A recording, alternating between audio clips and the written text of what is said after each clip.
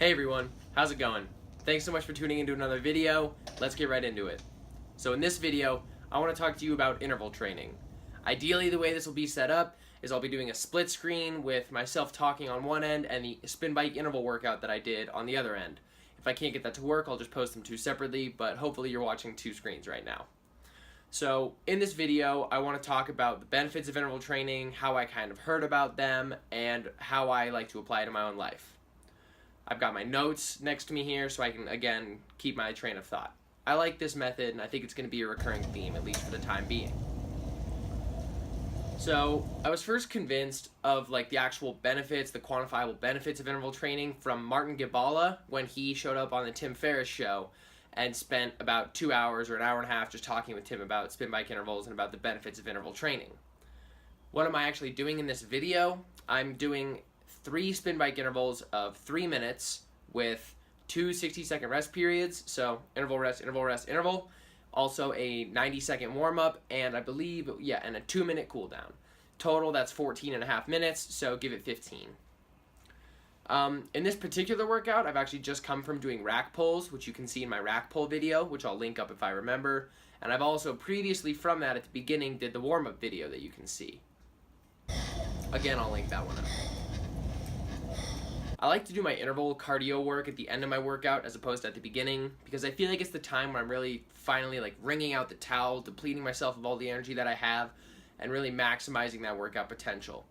I don't like the idea of doing it before lifting because then I feel like I'm saving some of my efforts. It just feels best to do it in the order of warm-up, lift, cardio, and then actually foam roll cool down, which is another video I'll be putting out. So there are a couple things I want to talk about that Martin Gibala touches on. The first one is VO2 max. So what is VO2 max? VO2 max is the highest rate at which the body can take up and use oxygen. So you bring in oxygen through, but then your cells use that oxygen to metabolize fats and carbohydrates within your body. It's equally important both for athletic performance and for overall health. There are two things that are correlated, or Martin says there are two things correlated with long-term health, and that's flossing and VO2 max. You could say flossing's probably fairly corollary or correlative, meaning that people who floss simply take care of themselves and live longer, but it seems that VO2 max may be more causative. VO2 max is a fixed and variable element. There's definitely a genetic predisposition to be better or worse at endurance sports or interval sports or things, but there's also some wiggle room, and that's the area where we like to play. Sorry for shaking the camera. Why do it on the bike? The reason that I do it on the bike is because it limits compressive stress, and at the same time it decreases the risk of injury. So, imbalances, if you tear something, things like that. Also, there's measurable output, so if you were going to do this on a spin bike that could tell you wattage, then you can track your performance over time. I like to gauge it more internally, just focus on really breathing hard and putting myself in that zone, but some people like to quantify it more, especially Martin Gibala doing all the studies that he does. So why actually do interval training? This is really wanted to get in this video. Long intervals provide the heaviest load on the cardiovascular system because of the repeated attainment, I want to get this right so I'm looking, of the heart's maximum stroke volume, which is the largest pumps possible for as long as possible.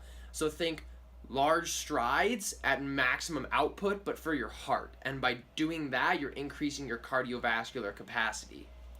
Now, endurance athletes and athletes all alike often use intervals to train, and the reason for this is because it saves a lot of time.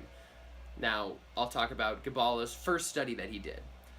Subjects doubled endurance capacity within 6 sessions of intervals over 2 weeks. They doubled their endurance capacity over 2 weeks.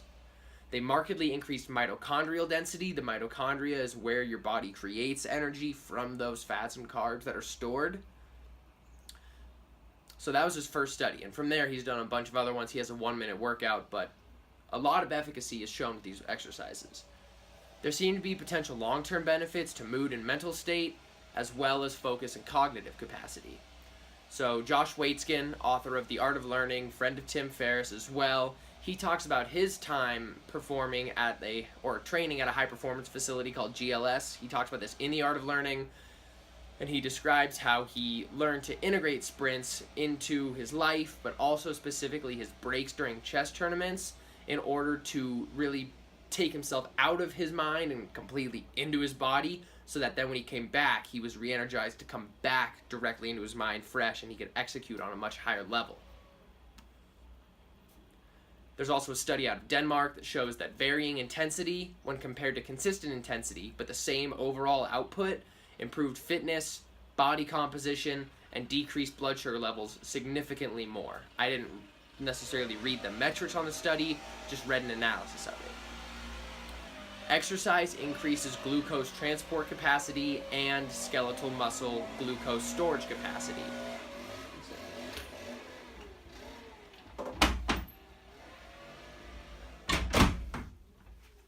Sorry about that.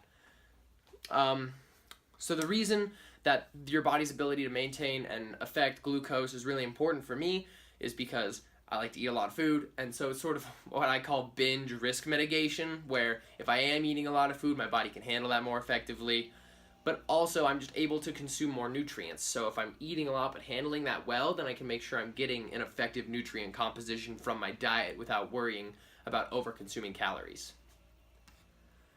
It also helps build endurance, interval training. So high-intensity training adapts to the cellular structure of muscles, which enables you to increase your endurance while doing any type of exercise.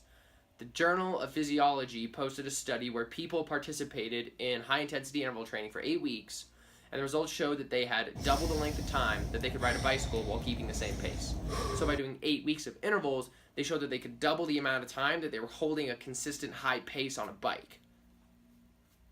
There are a lot of different ways you can do interval training. The main cardios are run, bike, and swim. Those are really the best ways to control it. I'll give you a quick sample of a workout. So there's the one that I'm doing, which I've already described. But for running, it would look something like 3 1,200 meter sprints, which are 4 to 5 minutes with 3 to 4 minutes of recovery. Or you could do 4 by 1,000 meters or 3 by 800 meters.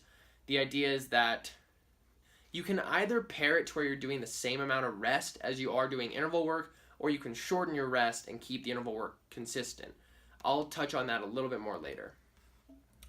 There's also Tabata training, which is 20 seconds on and 10 seconds off, 8 cycles of that, which adds up to 4 minutes. Now, is Tabata magical? Because so many people know about it. It's not really magical, it's just that it's a well-known way that it's a well-known method that explains the benefits of interval training. Now, Martin Gibala has a 1 minute workout, which is really, I think it's a 5 minute time frame, but 1 minute of actual pure intense exercise. He wrote like a small little book about it, and it shows efficacy. He has proven results of the benefits of it. So really, any amount of time you can do intervals helps. I also like to do some in the morning every once in a while. So Gibala has a recommendation, and that's when the goal is to promote longevity and increase endurance and VO2 max for general athleticism, kind of that area of being athletic but trying to live long where we like to play. He says to do 3 times a week at like a 25-minute interval workout, which is a short warm-up and cool-down for time efficiency, where I like to do a more dynamic, like balanced and comprehensive warm-up and cool-down, which you can see in the aforementioned warm-up video and also the foam roll video I'll be releasing after this one. But his warm-up is just 2 minutes. Then you do 3 to 5 minute intervals. Now, why 3 to 5 minutes? Because reviews, meta-analyses, and personal experience from athletes, all according to Martin Gibala, say that the 3 to 5 minute produces the most effective stimulus for increasing VO2 max relative to the small intervals. Another one that works really well, though, is 10 by 1 on, 1 off, so 10 intervals of minute on, minute off. Deconditioned individuals should start low and then work their way up. You should continue pedaling during your rest period, as you can see me doing, or at least I like to do that, and he says you should do it as well. The reason for that is because it keeps the blood flow moving and also kind of keeps things going. That said, if you're gassed, sometimes you don't want to pedal, and that's okay too. Just get back for that next interval, you know? See what else I want to touch on. You really have to do that like 3 times a week if you can tolerate it. These are really hard. You're pushing yourself mentally and physically to and past your wall, and that is not something that can be done every day by the body. Therefore, it's good to take those times of rest, and that applies to the mind and your own life path as well. Just oscillating intensity and pushing yourself generally are two rules of thumb for this that seem to work very well and are applicable across many areas of exercise. Intervals can be applied in many ways. You can do any sort of cardio. You can do it with weight training. I have a good friend, Trainer Joe, who's a friend of friends as well. His name's Joe Roseberry, and he likes to do Tabata training, but with weighted movements. You can also structure intervals into your own life, things like taking stairs, walking around the block, bike commuting, whatever really works. Even 10 minutes helps. Now, there's one more thing I wanted to say. Exercise is medicine. So think of what our society could do with all of the saved money from healthcare costs, all of the improved mood levels. People would be functioning better. We could invest in other areas, grow important areas of the economy, and then really it would increase our gross national happiness, which is a metric that one of my macroeconomic professors is working to produce, similar to gross domestic product. However, it encompasses happiness as opposed to just GDP. Some other things I wanted to talk about with intervals, just my own experiences. They are very hard. I don't feel like I can do it all year, but I do like to come to it, especially in spring and summer. It really makes my physiology, my body composition look a lot better, feel a lot better. I feel healthier, and I highly recommend them to you. I hope this video has been enjoyable. I would love to hear any feedback, and I hope you have a great day. Peace.